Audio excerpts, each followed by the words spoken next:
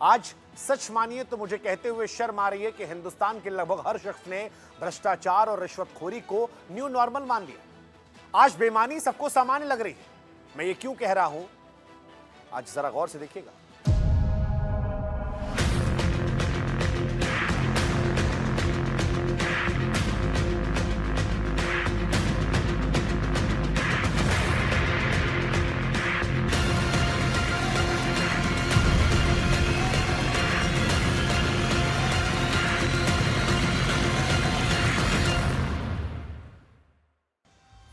ये कहते हैं कि जब समाज सड़ने लगता है तो बदबू नाक तक नहीं जाती, वो सीधे आत्मा में प्रवेश कर जाती है। और ऐसा लगता है कि इस देश में करप्शन की सड़न साहब अब लोगों की आत्मा में उतर चुकी है। पहले लोग मजाक मजाक में कहते थे कि भैया ईमानदार वो आदमी है जिसे बेईमानी करने का मौका नहीं मिला, बेगुनाह वो है जिसे जुर्म करने का मौका नहीं मिला। लेकिन अब वक्त बदल गया है।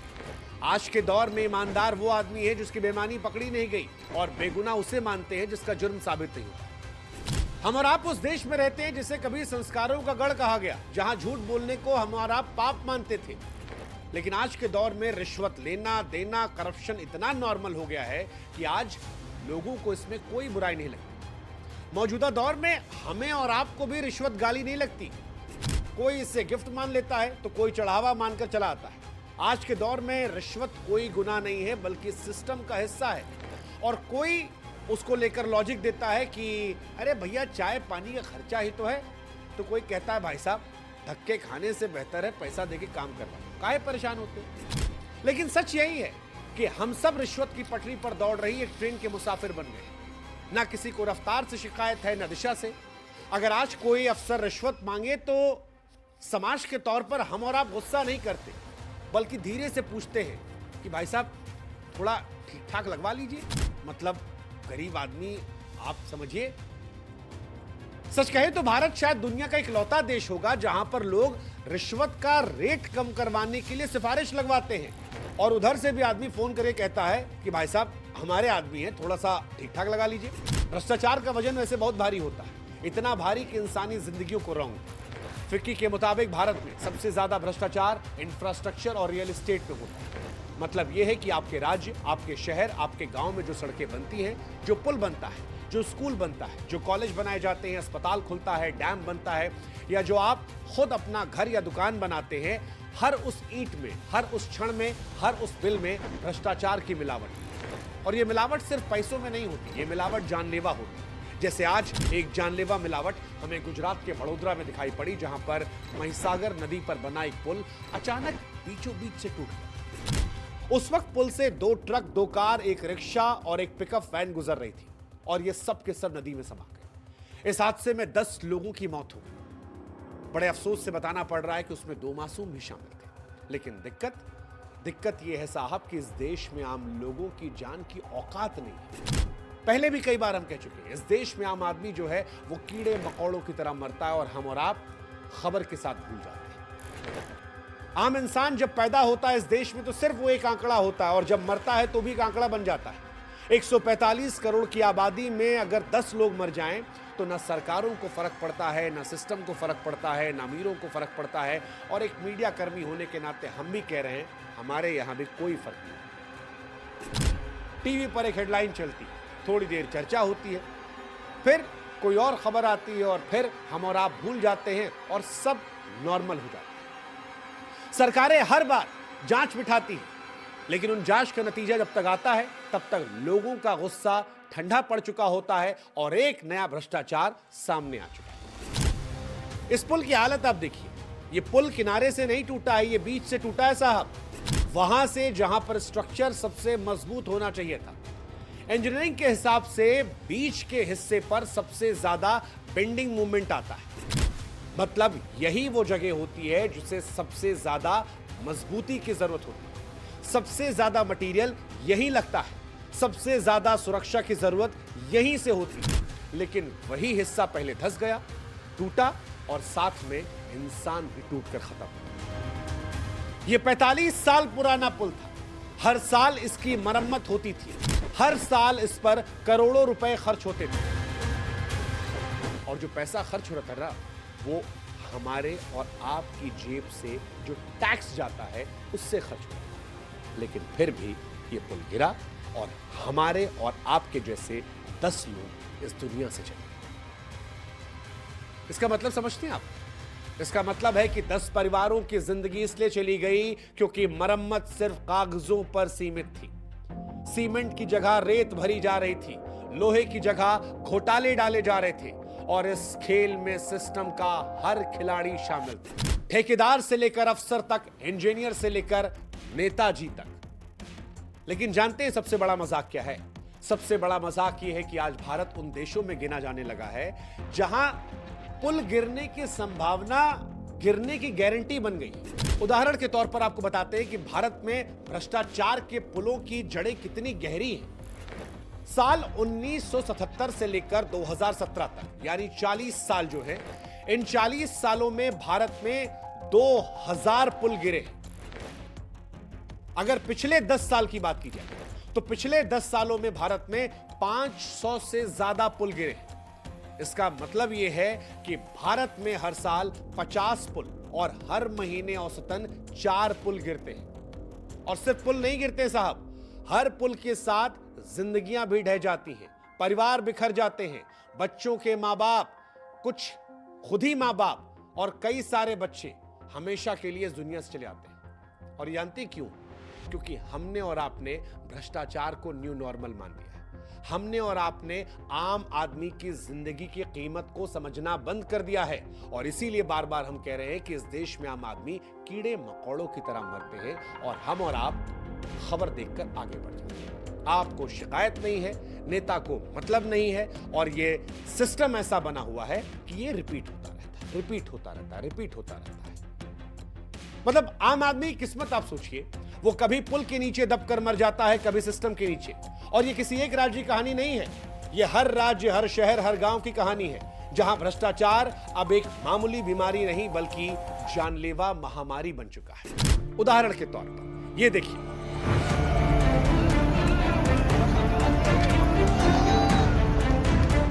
ये झुंझुनू की सड़क है साहब, राजस्थान का एक इलाका जहां सड़क का उद्घाटन होने से पहले ही उस सड़क का अंतिम संस्कार हो गया। सड़क बनी थी हाईवे से जोड़ने के लिए, लेकिन 6 महीने के अंदर ही पहली बारिश में तारपुल की सच्चाई सामने आ गई। ये तो शुक्र मनाइए इंद्रदेव का कि उन्होंने बारिश भेजी, वरना इस सड़क की हकीकत सालों तक छुपी रहती। लेकिन इंद्रदेव ने जब पानी बरसाया तो पानी ने सब कुछ धोकर रख दिया, उस सड़क को भी धो दिया और उस झूठ को भी जो करप्शन के नाम पर छिपा कर रखा गया था। अब आप ये सोचिए कि जिस देश में दूध, पनीर, घी और तेल में मिलावट हो, हम उसे नकली कहते हैं, लेकिन जब सड़कों में मिलावट हो तो हम और आप खामोश रहते हैं। घटिया मटेरियल से तैयार होती सड़क 6 महीने में बिखर जाती है और हम और आप खामोश रहते हैं। सवाल यह है कि हम अपने नेताओं की आंखों में आंखें मिलाकर क्यों नहीं कहते कि साहब ये नकली सड़क के लिए कौन जिम्मेदार है? क्यों नहीं कहते कि ये मिलावटी माल है, ये जानलेवा माल है जो हमारे बच्चों की जिंदगी छीन सकता है?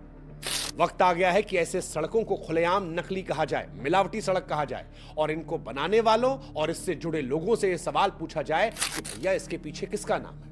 कौन है जो इस सड़क में कमीशन खाकर हमारी जिंदगी से खिलवाड़ कर रहा है? कौन है जिसने अपनी जेब भरी है हमारी जिंदगी की कीमत पर?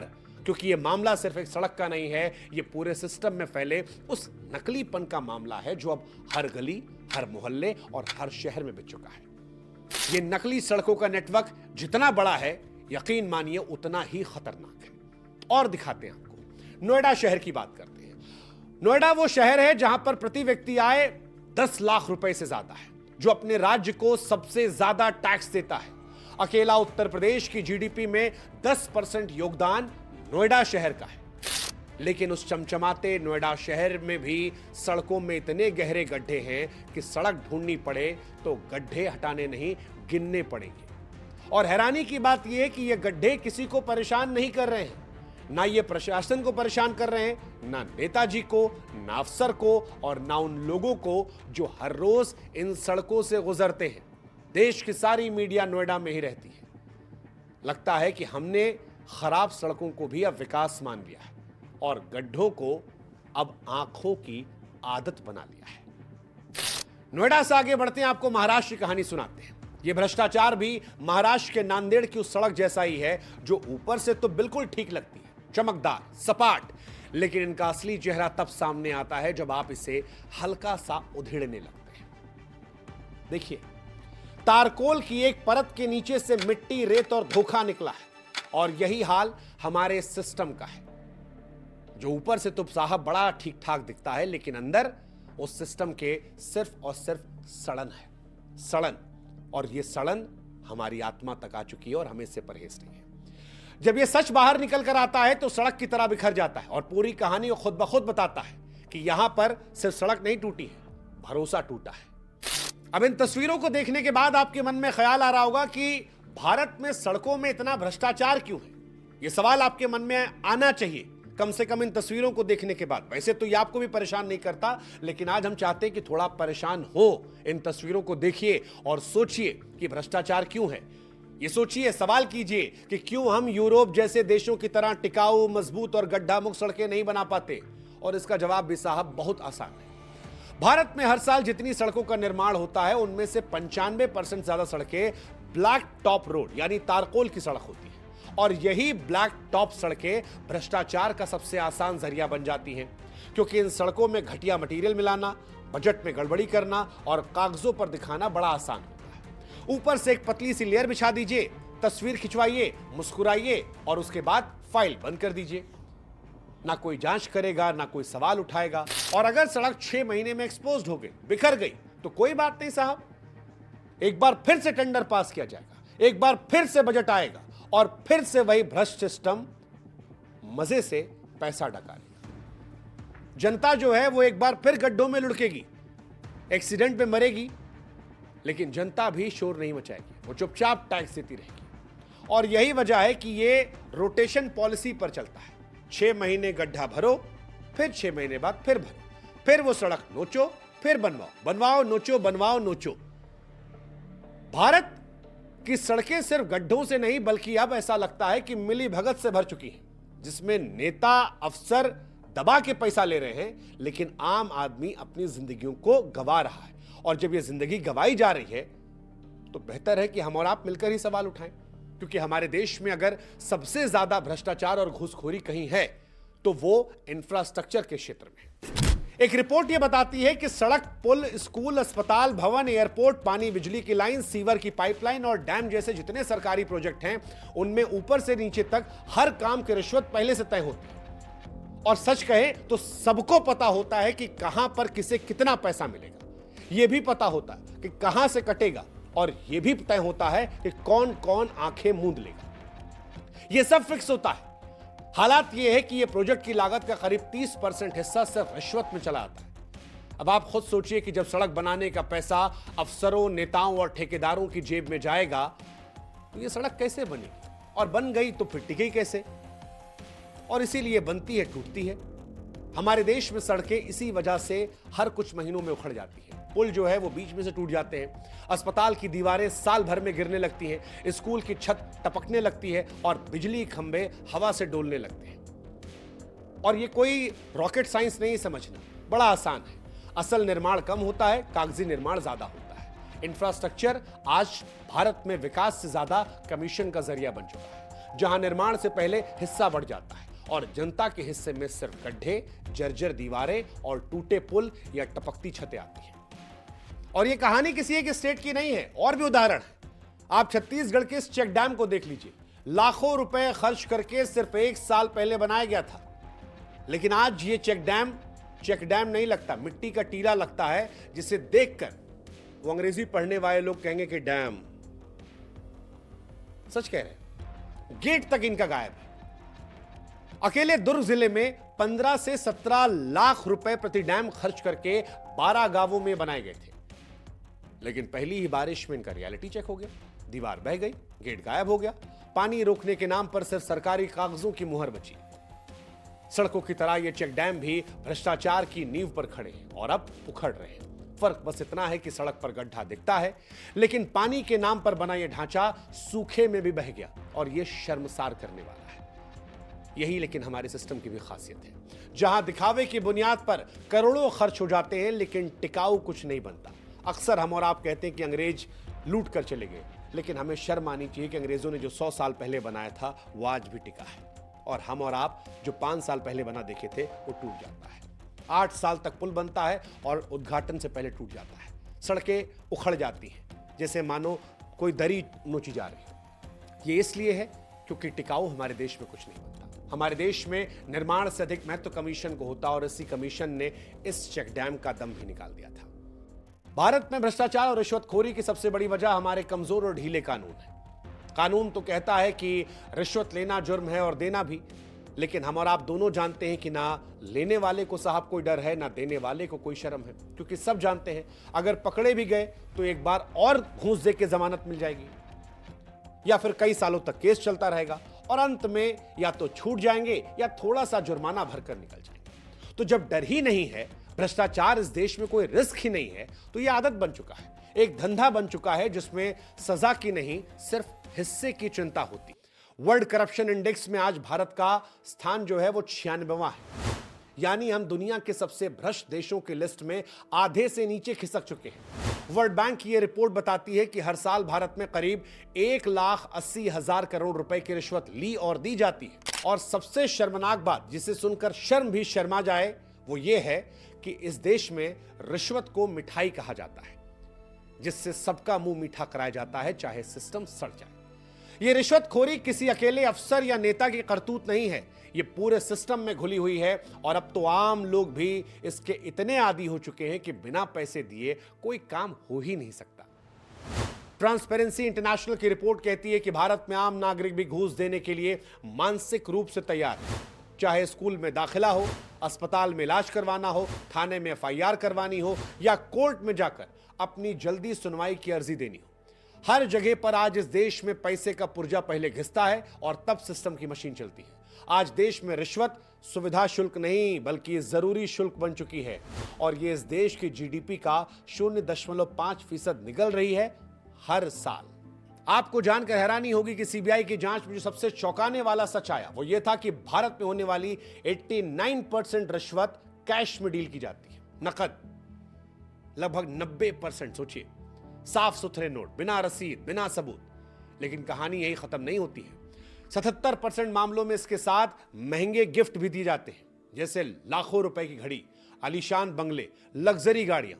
49% मामलों में रिश्वत की जगह लालच दिया जाता है कि ये काम कर दो, तुम्हारी नौकरी पक्की करवा देंगे, तुमको प्रमोशन दिलवा देंगे, तुमको सरकारी पद मिल जाएगा, तुमको टेंडर मिल जाएगा। 27% केस ऐसे होते हैं जहां सोना और जेवरात जो है वो भी रिश्वत के तौर पर जाता है। यानी अब रिश्वत सिर्फ पैसे का नहीं बल्कि पूरी तरह पैकेज डील बन चुकी है, और इस पूरे खेल में कागज कहीं नहीं होता, लेकिन काले धन की इमारत हर रोज ऊंची होती जाती है। अब सवाल है करें क्या, क्योंकि हमारे देश में भ्रष्टाचार और रिश्वतखोरी इतनी आम बात हो गई है कि लोगों को इससे गुनाह नजर नहीं आता, वो इसे काम निकालने का तरीका मानने लगे। कोई रातों रात अमीर बन जाता है, आलीशान बंगला खड़ा कर दे, लग्जरी गाड़ी में घूमे, तो समाज में लोग कहते हैं कि भैया देखिए बड़मनी है, बड़े आदमी है साहब, फोटो खिंचाने आते हैं। इस देश में पैसा इज्जत दिला देता है, भले चाहे वो भ्रष्टाचार से कमाया गया, और लोग बड़े गर्व से कहते हैं कि अरे फला साहब जो है वो हमारे जानने वाले हैं। उन्हें कोई फर्क नहीं पड़ता कि फला साहब जिनके साथ आप तस्वीर खिंचवा रहे हैं, जिनकी तारीफ कर रहे हैं, वो रिश्वत से पैसा छापे थे या लूट से। हमें और आपको कोई फर्क नहीं पड़ता, हमें और आपको बस पैसा दिखता है। और यही मानसिकता जो है वो आज इस देश की सबसे बड़ी बीमारी है। दिक्कत यह भी है कि इस देश में ईमानदारी को भी कोई प्रीमियम नहीं मिलता। ईमानदार आदमी जो कुछ है भारत में, वो सिस्टम से लड़ते रहते हैं, तकलीफ झेलते हैं, धमकियां सहते हैं, और फिर हमारे समाज में से ही लोग, हम और आप, उनको जाकर कहते हैं कि भाई साहब ये क्या ईमानदारी का ढोल पीट रहे हैं आप। ईमानदारी से कुछ होता नहीं है, हमारे यहां ऐसा ही होता है। बेईमान आदमी जो सिस्टम को घूस की चाबी से घुमा रहा है, उसे सलाम ठुकराता है। शादी ब्याह में वो खास मेहमान के तौर पर आता है, उसके घर की दीवारों पर सम्मान की माला टंगी रहती है। विदेश भाग जाए तो लोग पॉडकास्ट करने विदेश पहुंच जाते हैं। अगर सच में इस भ्रष्ट संस्कृति को बचाना है तो हमें नजरिया बदलना होगा। ईमानदार को सलाम और बेईमान का बहिष्कार करना होगा। हमें खुद अपनी आवाज को बुलंद करना होगा। अगर हम हर बार यह सोचेंगे कि मेरे अकेले से क्या होगा, तो आप याद रखिए कि आपकी चुप्पी ही रिश्वत का सबसे बड़ा समर्थन बन गई है। इस देश में बदलाव तभी होगा करप्शन को लेकर जब सोच बदलेगी, जब हम और आप ये एहसास करेंगे कि हम सुधरे तब जग सुधरा। क्योंकि हर आदमी ये सोच ले और हर आदमी आवाज उठा ले, हर आदमी सवाल कर ले, अधिकार जान ले, तो फिर चीजें बदल सकती हैं। और जब तक जनता चुप है तब तक भ्रष्टाचार का रावण जिंदा रहेगा। हमें आपको छोटी बच्ची सीखना चाहिए और यह बच्ची यह एहसास दिलाती है कि भ्रष्टाचार और बेईमानी के खिलाफ लड़ना उतना भी मुश्किल नहीं है जितना हवा हमने आपने बना रखा। अगर आपको यकीन ना हो तो राजस्थान के सीकर की इस छोटी सी बच्ची को सुनिए और देखिए। बारिश में सड़कें कीचड़ में तब्दील थीं, प्रशासन के सारे दावे बह गए थे, लेकिन यह बच्ची खामोश नहीं थी। इस बच्ची ने अपने मोबाइल फोन से अपना कैमरा ऑन किया और सिस्टम से वो सवाल पूछे जो करोड़ों लोगों के दिलों में थे, लेकिन लोग जबान पर नहीं लाते। इस बच्ची ने सीधे सच्चे अंदाज में पूरे देश का ध्यान खींचा। अब देखो ओ है अपना गांवों को विकास। अट थोड़ी सी बरसात आता नदी भरी जाए, अरे नेता लोग अट चुनाव आए टाइम 10 चक्कर काट दो करसी, और अब अंठाई को निकट टकाई उरे, हरा भीड़ ऐसी का डोल की होगी। नेताजी तुम संघर्ष करो, हम तुम्हारे साथ हैं। अरे क्या का संघर्ष बे बेटा ऐसे में बैठा रहे के तानी संघर्ष करसी, संघर्ष आपा करो है। और अब आप बेटा अपना कद समझ में आसी। और विकास का नाम पूरे खटारो जनरेटर मेल मिले, देखो न तो कोई चल रहा है न हल है। अरे पानी में लाग रही है एक डिप्पी। नेताजी का बुलाऊं कोई मरो और चाहे जीवो, नेताजी तुम मौज करो, हम तुम्हारे साथ हैं। इस बच्ची ने कोई भाषण नहीं दिया, कोई आंदोलन नहीं किया, कोई नौटंकी नहीं की, कोई तमाशा नहीं क्रिएट किया, सिर्फ और सिर्फ हिम्मत दिखाई, ईमानदारी से सच कहने की जिम्मेदारी उठाई और नतीजा पूरे देश की अंतरात्मा को समझा छोड़ दिया। सवाल यह है कि अगर ये बच्ची बोल सकती है, ये बच्ची कर सकती है, तो हम और आप क्यों नहीं? सिस्टम तभी सुधरेगा जब हम और आप बोलना शुरू करेंगे। आवाज छोटी हो सकती है, उम्र कम हो सकती है, लेकिन ये बच्ची सिखाती है कि जब इरादा साफ होता है तो असर जरूर होता है। और इसलिए आज हम कह रहे हैं इस कचहरी में कि सीकर की इस बच्ची से हमें आपको सीखना चाहिए। डरिए मत, बोलिए, सवाल कीजिए, क्योंकि बदलाव की शुरुआत सवालों से ही होती है। भ्रष्टाचार मौजूदा दौर में कोई बीमारी नहीं है, ये हमारे सिस्टम के डीएनए में घुस गई है। आज हर दफ्तर, हर फाइल, हर पोस्टिंग, हर ट्रांसफर, हर ठेका, यहां तक कि इंसाफ भी बिक चुका है। हर चीज पर रिश्वत की मोटी परत चढ़ी है। लेकिन अफसोस की बात यह नहीं कि यह हो रहा है, अफसोस की बात यह है कि आज इससे किसी को दिक्कत नहीं। हम सब ने मान लिया है कि बिना घूस के कुछ चलता ही नहीं। जब किसी कमरे में कोई चूहा मर जाता है तो उसकी सड़न से बदबू आने लगे तो हम और आप बेचैन होकर उसे ढूंढते हैं और उसे बाहर फेंकते हैं। लेकिन भ्रष्टाचार की बदबू आज भारतीय समाज को सड़ा रही है, लेकिन हम और आप चुपचाप सांसें रोककर जीना सीख रहे हैं। और यही सबसे बड़ा पतन है कि हमें और आपको सड़ने की आदत हो गई है। वरना इस देश में रिश्वत कभी गुनाह नहीं बनेगा, वो रिवाज बनकर रह जाएगा। हम और आप उसे गिफ्ट, फॉर्मेलिटी कहकर अपनी आत्मा की सड़न से इस बदबू को बेपरवाह करते रहेंगे। और ये सिर्फ सिस्टम की खराबी नहीं है, ये हम सब की चुप्पी, हम सब के समझौते और हम सब की सहूलियतों का नतीजा है। बाकी इस देश के हाल को हरिशंकर परसाई साहब बहुत ठीक कह गए थे कि हर आदमी इस देश में बेईमानी की तलाश में है और हर आदमी चिल्ला रहा है, अरे साहब इस देश में बड़ी बेईमानी हो रही है। हम ही कर रहे हैं और हम ही सवाल उठा रहे हैं। सोचिएगा जरूर।